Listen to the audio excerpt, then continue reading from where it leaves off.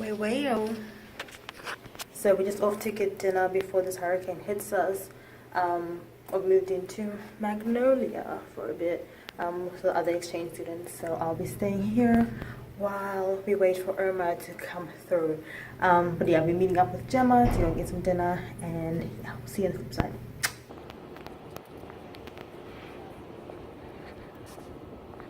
Oh, that's sick.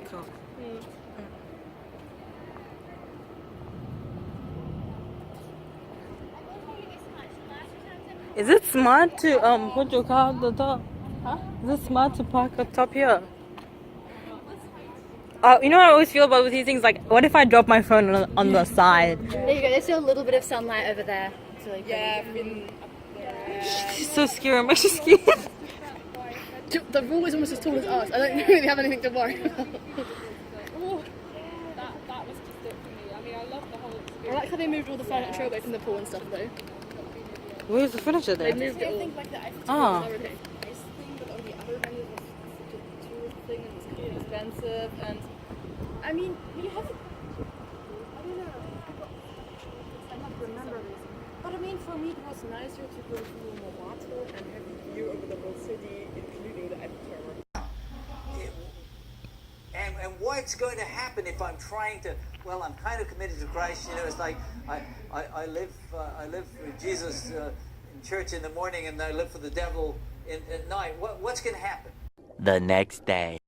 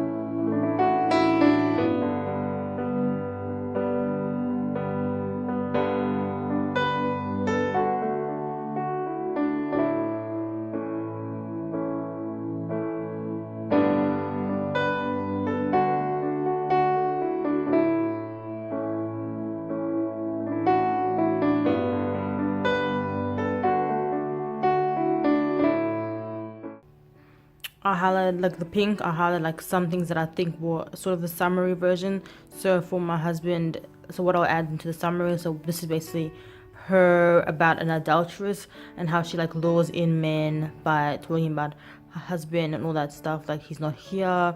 So that's like one verse that stood out to me. And then these are like major verses. So, till an arrow pierces its liver, as a bird rushes into a snare, he does not know that it will cost him his life. So basically, like, if a man or a female falls into adultery, his end path is death, basically. Yeah, but it's the same situation here. Summaries, and then I wrote my summary under pink down here. So basically what I got from the message and what I thought about it. Sorry, just focus here. And then my live it out at the bottom. Normally it's meant to be green, but I couldn't find my green pen because it wasn't working, so I put it in blue.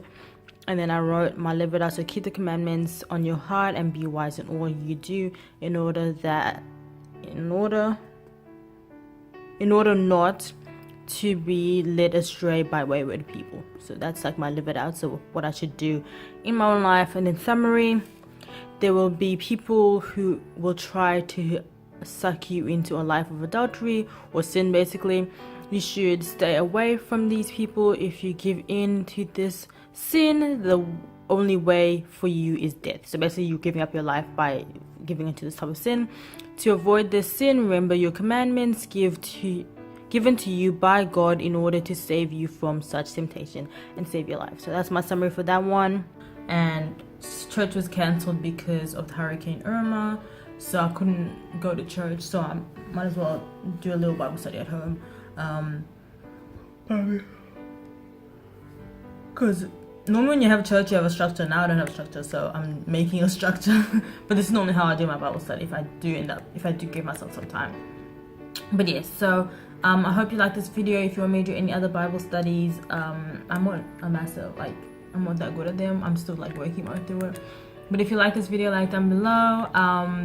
Yes, and comment down below if you liked me doing if you like me doing more faith-based stuff. Like comment down below.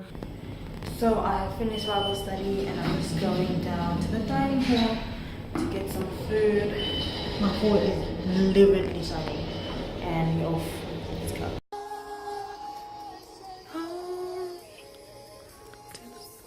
You guys don't understand how much I've been missing pancakes. I wanted pancakes. I was craving it today.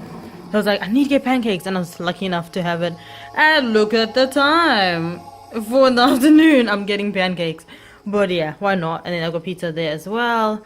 And praise and worship at the moment. But I'm about to start watching Case for Cry. Oh, illegally. Don't come for me.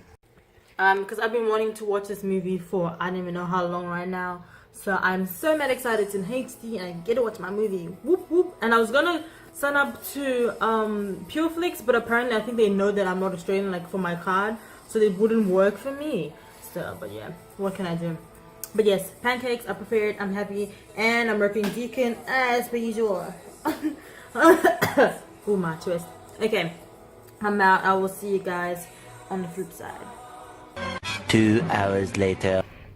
Hey peoples, I'm just washing dishes, but I've just finished watching Case for Cries. But one thing that really stood out to me, like one thing that really got me, was when he was researching on the fact that I don't know if you guys have not watched this movie. Spoiler alert.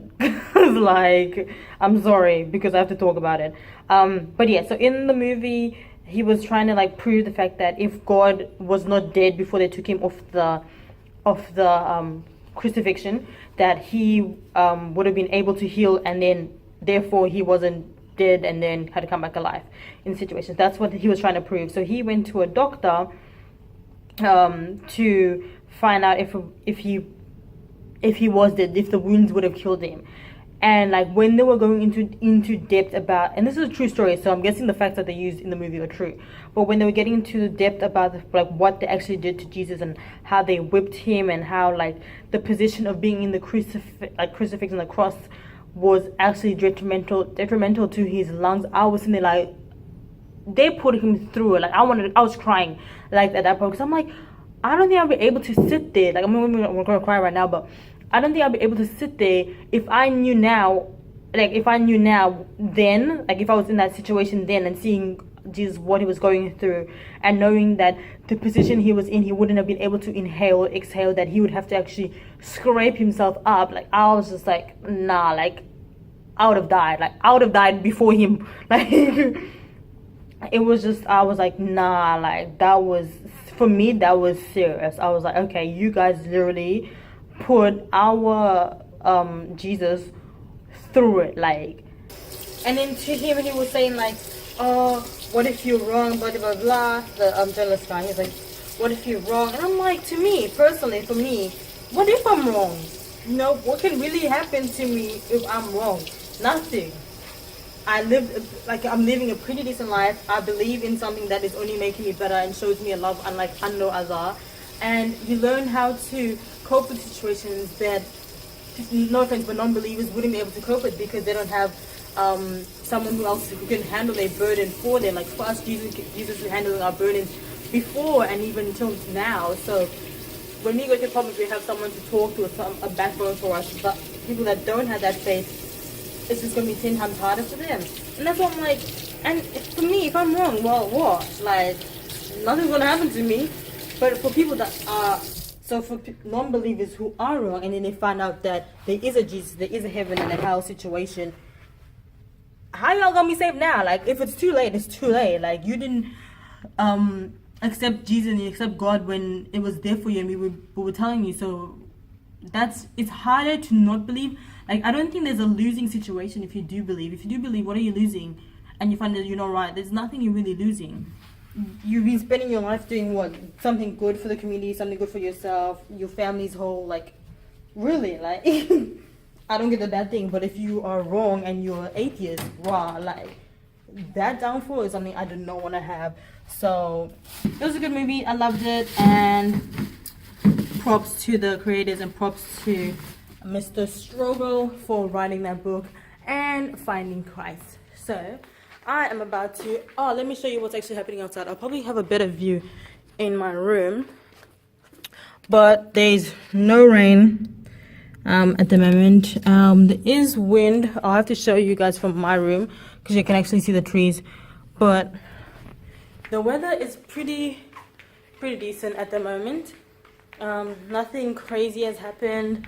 I'm just gonna wait until after Sabbath because I don't wanna meet up with everyone and then be like, oh, we wanna play games, we wanna play cards, and all that stuff. I'm like, sorry, babes, can't do it on Sabbath. So I'm just gonna wait it out until then. But yeah, here you go. Here's a better view. Oh shoot, actually I might have to take it in my room because that's the wind level right now. So it's crazy, but it ain't gonna kill me. And there's no rain, so it's not that bad. Oh, guys, can't show you where I live. 8:01 p.m.